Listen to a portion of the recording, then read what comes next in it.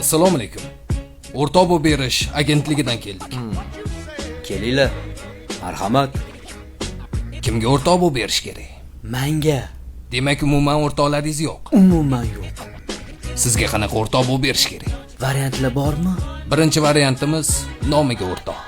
Qanaqa u? Ora-orada ko'rishib turamiz. Va juma kunlari juma muborak degan SMS yuborib turamiz.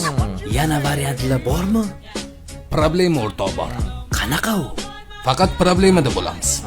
Va u problemalarga sizni ham aralashtirib turamiz. Yana qanaqa variantlar bor? Keyingi variantimiz Patxalin o'rtoq. Ko'rsak bo'ladimi?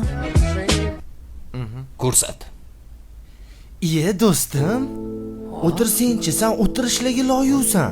Yuzlaringni qara, faizliligini qara. Rahmat.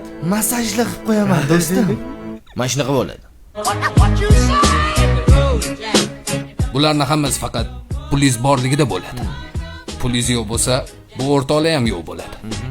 Yo'q. Menga yaqin do'st kerak. Yaqin do'st varianti bormi?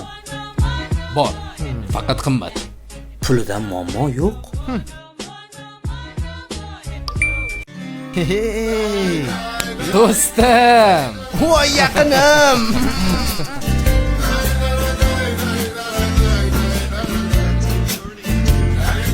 O'y, kalta, uyingga qizlar olib kelsa bo'ladimi?